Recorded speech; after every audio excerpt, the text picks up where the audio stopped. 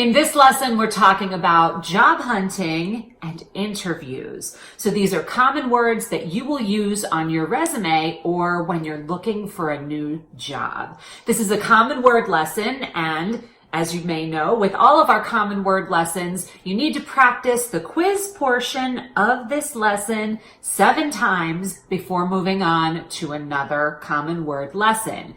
If you practice every day for a week, these words will become perfectly pronounced in your speech, and it will happen automatically. You won't even have to think about it.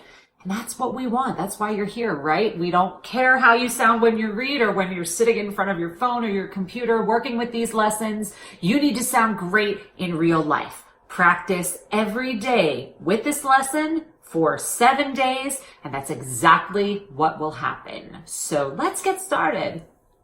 Okay, so we're talking about job hunting and interviews. Application. Employment. Experience. Field. Field is a 1-syllable word, but it's much easier to pronounce if you think of it as 2 syllables and if you use the Y shadow at the beginning of the 2nd syllable. So break it down. Field. Say yuld with a strong Y. Field.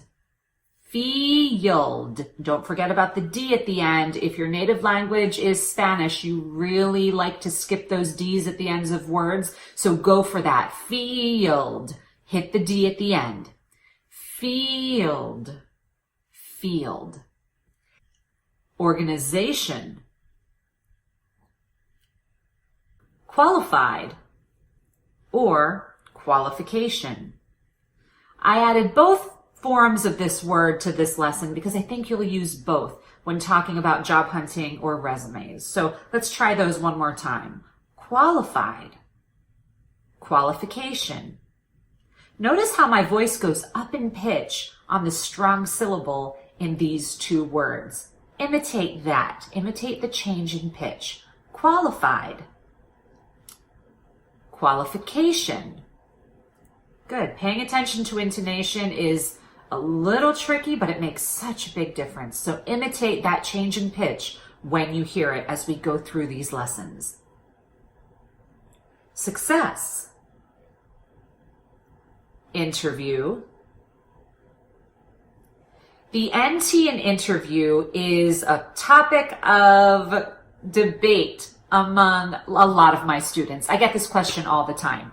You know by now that T in American English is strange. I have a whole module called The Weird American T, where you can learn everything that you need to know about T.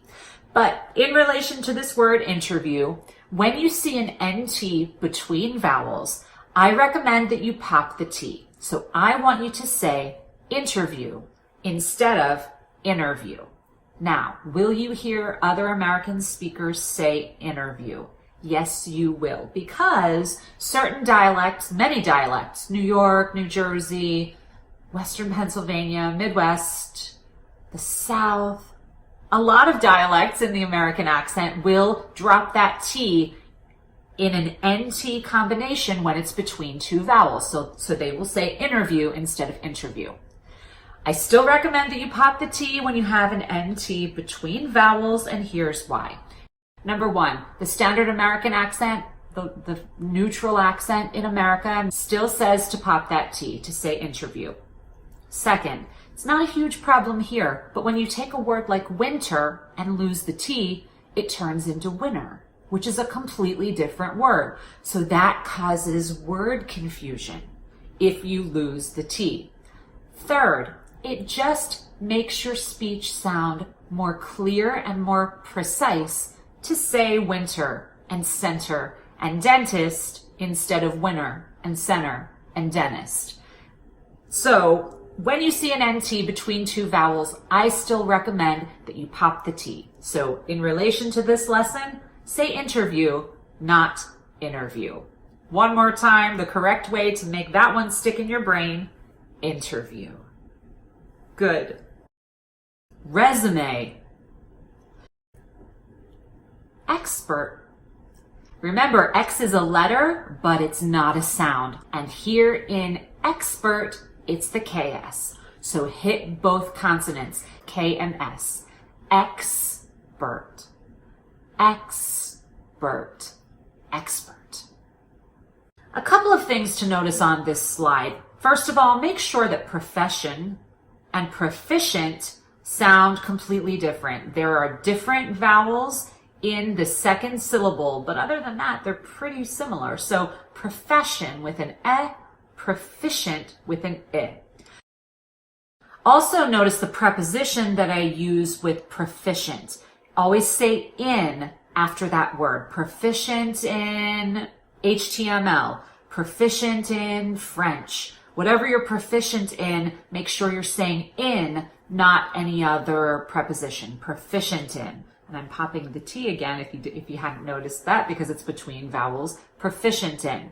Then let's just practice proficiency because that will come up on a resume or maybe in an interview as well. Proficiency.